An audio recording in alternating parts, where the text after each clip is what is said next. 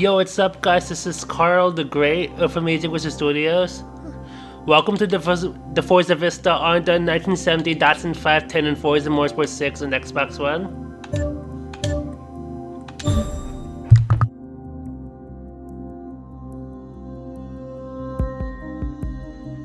This is your 1970 Datsun 510. Correct.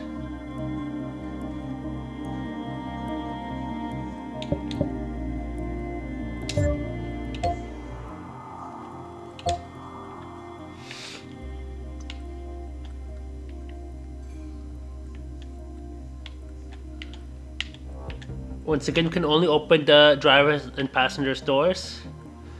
Let's start off. With roots reaching back to the very beginning of the Japanese automotive industry, Nissan has a long history of making some of the best-selling sports cars in the world.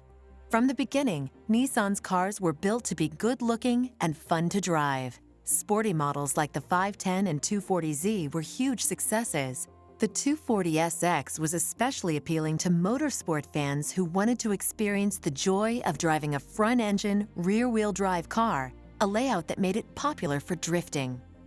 Nismo, the motorsports division of Nissan, creates high-performance race cars. Their team was the first from Japan to win an international victory, taking the grueling 1958 Around Australia Rally.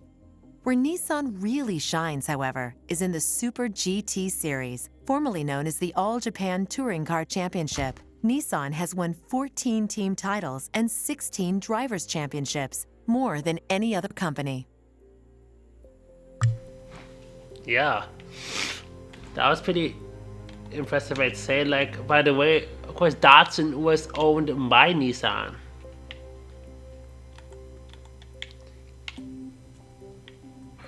Like, if you played Forza Motorsport 4 and 5, then you notice, like, the Datsun 510 is under Nissan and is known as the Nissan Datsun 510.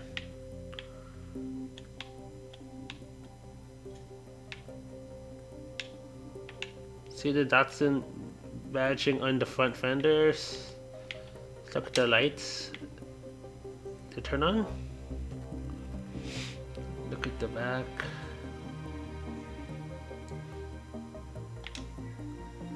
Oh. Phlegm. You see the Datsun logo in the back of the truck, and down below the red tail lights, the 510 badging. I didn't mention that. See, it appears to be like the metal trim, maybe vents on the C-pillars. Yes, that was my friend Rose.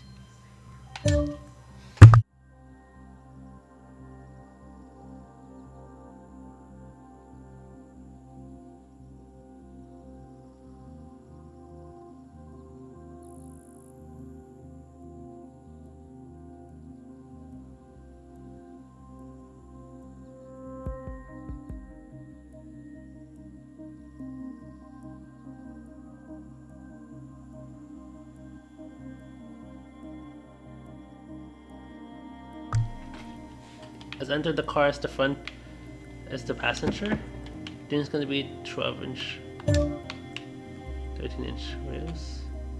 Yeah, 12-inch wheels.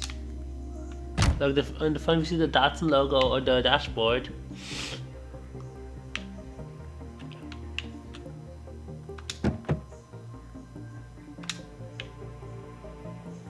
Crank windows too. Oops.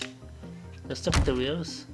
Things will be 12 inches, so just a foot in diameter.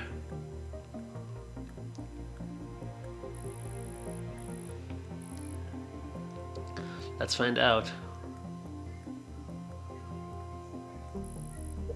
No, they're 13 inches, but either way, they're not very big. Like the wheels are smaller than those on the Audi Sport Quattro in the previous episode of this series, which is Forzavista series. You can't access the trunk lid, but we do see the single exhaust pipe on the left. see it has the metal bumpers too. They're attached directly to the car itself, I'd say.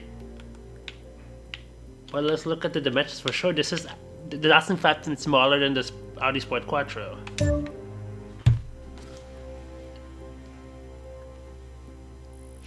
Yes. It's about 4.5 to 5 feet tall, length. 13.5 feet long, about. Width about 6 feet. The wheelbase about 8 feet.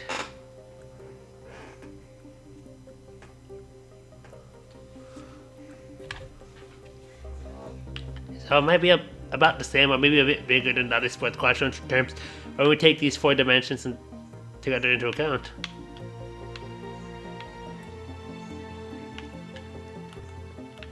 But we will go inside the car now. It has a single side view mirror. There's only one for the driver. The passenger does not get the side view mirror. Now we do get a gas cap with this metal thing. The keyhole. There's a keyhole in the trunk lid too. Well, the two sides. It's a piece of metal in the back here are where the license plate would go. Now I think this is a US spec model, because like how you can tell, like first off, because of that license plate holder. Now we're inside the car and look at the speedometer. I'm gonna step out and I'll show you what I mean by the speedometer.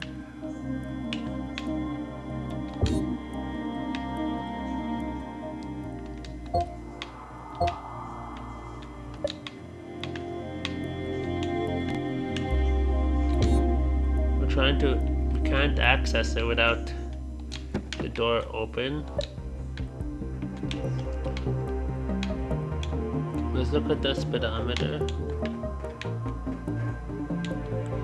But yeah, can't really see it, but it's actually 8 miles per hour. Now close, we're back in the car again. As you can see, like there's the instrument panel is pretty basic. Like got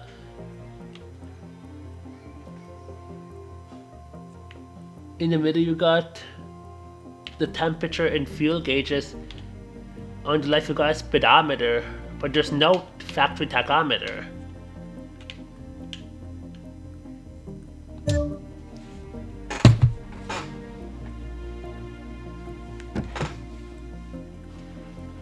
Correct. No factory tachometer, which is expected for a lot of economy cars in its time, and it's been the case like for a good amount of them in the few decades after. Like if you've seen compact cars from like the 2000 up somewhere in the 2000s, and also of course like from the 70s, 80s, and 90s, then you'll notice that they might lack a tachometer, especially if it's a base model.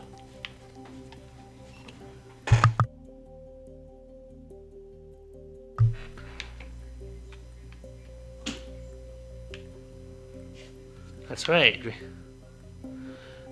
Remember that's the case with compacts. Like in this case, like pretty much like mainly the compact cars. Like you know what we're talking about: the Nissan Sentra, the Honda Civic,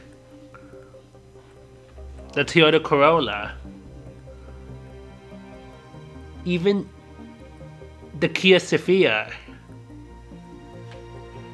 Oh, yeah. Oh, the Hyundai Elantra.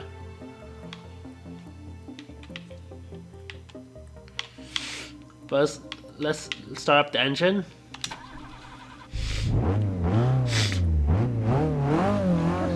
The engine, the Datsun 510 came with multiple engines, I think, but for sure the one in the Forza franchise uses a single overhead cam 1.6 liter L16 inline 4.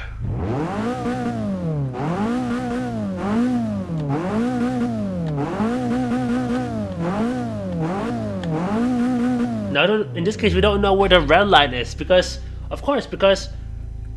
this one lacks a factory tachometer altogether.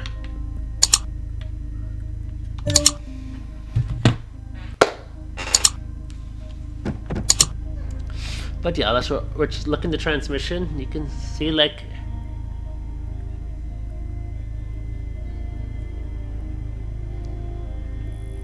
a 4-speed manual.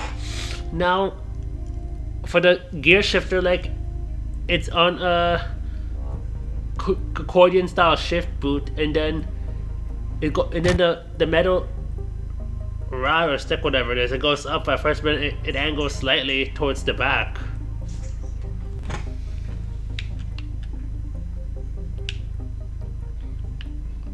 Top is the rearview mirror.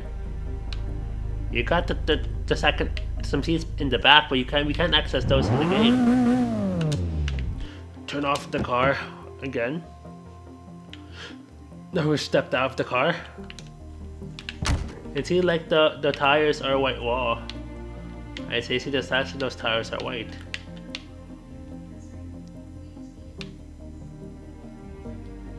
But yeah, it's nice, like especially with mods.